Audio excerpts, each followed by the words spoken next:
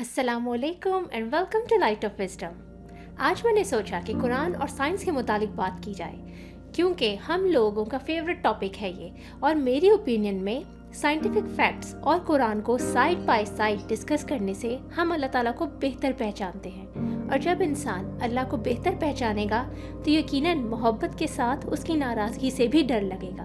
और जिस दिल में उम्मीद और खौफ की ये दोनों कैफियत जमा हो जाएं तो हज़रत अबू बकर रज़ी अल्लाह ताला अन्हा के मुताबिक वो मोमिन होता है। तो चलिए स्टार्ट करते हैं। कुरान पाक में इस कायनात की इब्तिदा के मुताबिक अल्लाह ताला का फरमान है, क्या काफिरों ने ये ख्याल ना किया कि ज़मीन और आसमान मिले हुए थे तो हमने उन्हें खोल दिया और हमने हर जानदार चीज़ पानी से बनाई, तो क्या वो ईमान ना लाएंगे। यहाँ ज़मीन और आसमान के खुलने से मुराद बिग बैंग था। बिग बैंग के बाद कायनात में पैदा होने वाला हाइड्रोजन का सादा तरीन एटम था। बाद में उससे स्टार्स बने, तो उनकी रोशनी और गर्मी को कायम रखने के लिए हाइड्रोजन के एटम से हीलियम के एटम्स बने। और फिर सयारों को बनाने के लिए सितारों की मज़ीद फैक्ट्रीज अल्लाह ताला ने कायम कर दी, ताकि मज़ीद एटम्स बनाए जा सकें और उनसे मुख्तलिफ किस्म की धातें अमल में आई। और उन्हीं में कार्बन के एटम्स का बनना भी मौजूद था, ताकि उससे ज़मीन में हैवानात और नबातात परवरिश पा सके। अब अगर कार्बन और हीलियम के एटम्स में ज़र्रा बराबर भी उनकी फॉर्मेशन में डिफरेंस होता तो यकीन करें कार्बन डाइऑक्साइड और कार्बन एटम्स ना मौजूद होते और ये दुनिया सही तरीके से ना चल पाती। तो क्या ये हाइड्रोजन का फैसला था या हीलियम का अपना फैसला था, या हीलियम और कार्बन डाइऑक्साइड और कार्बन के एटम्स की मुश्तरका मंसूबाबंदी थी कि कायनात को एक ख़ास डिज़ाइन के मुताबिक बनाए, जिससे आगे चलकर हम लोगों की ज़िंदगी में आसानी पैदा हो सके और फिर इंसान के पैदा होने के बाद हम इस चीज़ को खोजें और इन राज़ों से पर्दा उठाएं। तो सोचें, क्या अल्लाह ताला ने हमें कुरान में गौर व फिक्र की दावत नहीं दी।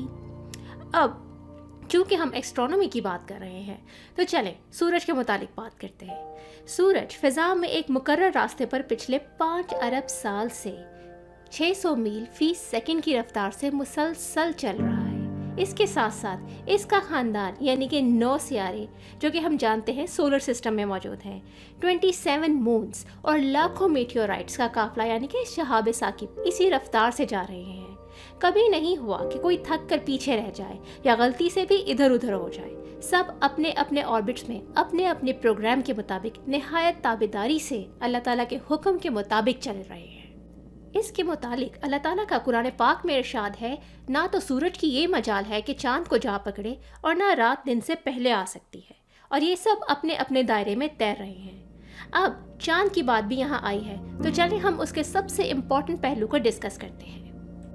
चांद हमारी ज़मीन से 3,70,000 मील की दूरी पर है, लेकिन ज़मीन पर समंदरों के अरबों खरबों टन पानियों को हर रोज़ 2 दफ़ा दिन में अपने मद्दोजज़र की वजह से हिलाता रहता है। क्यों?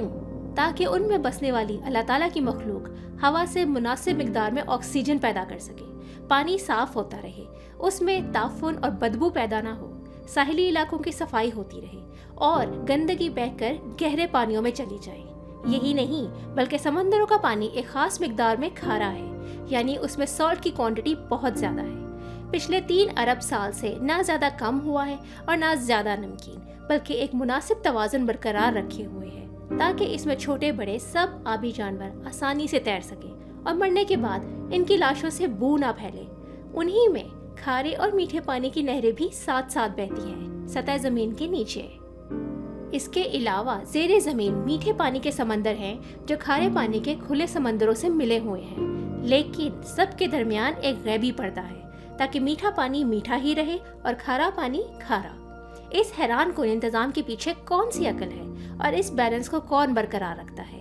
क्या कुरान हमें इनके मुतालिक गौर व फिक्र की दावत देता है? सोचें, 1450 साल पहले जब जदीद साइंस की कोई ब्रांच नहीं थी, अरब के सहरा में जहाँ कोई स्कूल और कॉलेज नहीं था, एक आदमी उठ के सूरज और चांद के बारे में कहता है कि ये सब एक हिसाब के पाबंद है। समंदरों की गहराइयों के मुतालिक हमें बताता है कि उनके दरमियान एक बैरियर मौजूद है जो कि काबू में रखे हुए है मीठे और खारे पानी को। जब सितारों को अपनी जगह लटके हुए चराग कहा जाता था तो वो आदमी हमें कहता है कि सब के सब अपने मदार में तैर रहे हैं।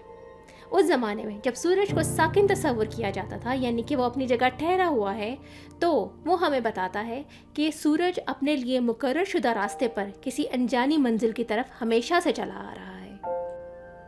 जब कायनात को एक जामिद आसमान यानी कि एक कांस्टेंट छत कहा जाता था, तो वो हमें बताता है कि ये फैल रही है। वो नबातात और हैवानी ज़िंदगी के बारे में भी हमें बताता है कि उन सब की बुनियाद पानी से है। एल्बर्ट आइंस्टाइन अपनी दरियाफ्त कवानीन कुदरत अटल हैं पर जदीद साइंस का बानी कहलाता है, लेकिन हमें हमारे नबी सल्लल्लाहु अलैहि वसल्लम ने बहुत पहले बता दिया था कि तुम रहमान की किसी तख्लीक में किसी जगह फ़र्क नहीं पाओगे। जदीद साइंस की इन काबिल फ़ख्र दरियाफ्तों पर 1450 साल पहले पर्दा उठाने वाला किसी यूनिवर्सिटी में नहीं पढ़ता था, किसी लेबॉर्ट्री में काम नहीं करता था। तो ये सोचने की बात है कि ये इल्म आखिरकार हमारे नबी सल्लल्लाहु अलैहि वसल्लम के पास कहाँ से आया। अब ज़रा हम अपने आप को डिस्कस करते हैं। जब एक बच्चा पैदा होता है तो उसको कौन समझाता है कि भूख के वक्त रोकर माँ की तवज्जो अपनी तरफ कराए? माँ को कौन हौसला देता है कि हर खतरे के सामने सीना तान कर खड़ी हो जाए और अपने बच्चों की हिफाजत करे? एक मामूली सी चिड़िया भी शाहीन से मुकाबले पर उतर आती है अपने बच्चों की खातिर। ये हौसला उसे कौन देता है? मुर्गी के बच्चे अंडे से निकलते ही चलने लगते हैं। हैवानात के बच्चे बगैर सिखाए माओ की तरफ लपकते हैं। उन्हें ये सब कुछ कौन सिखाता है? और जानवरों के दिलों में मोहब्बत कौन डाल देता है कि वो अपनी चोंचों में उड़ते हैं, खुराक भर भर के लाते हैं और अपने बच्चों के मुंह में डालते हैं? ये आदाब ज़िंदगी उन्होंने कहाँ से सीखे हैं? क्या ये सब कुछ अल्लाह ताला की निशानियों में से निशानियाँ नहीं हैं? और क्या ये सब कुछ हमारी साइंस ने बहुत बाद में दरियाफ्त नहीं की हैं? अब अगर हम अल्लाह ताला की इन निशानियों पर गौर करें तो ये यकीनन हमें उसके करीब करेंगी।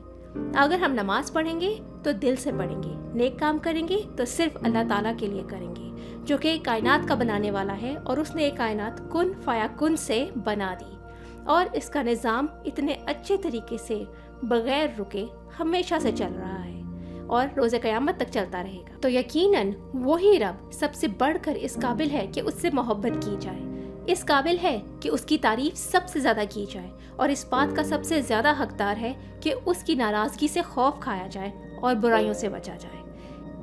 और अभी मेरी बात मुकम्मल नहीं हुई। इस वीडियो के पार्ट 2 के साथ मैं नेक्स्ट संडे आपके पास फिर हाजिर होंगी। उम्मीद है आपको आज की ये बात पसंद आई होगी। जज़ाकुमुल्लाहु खैरा।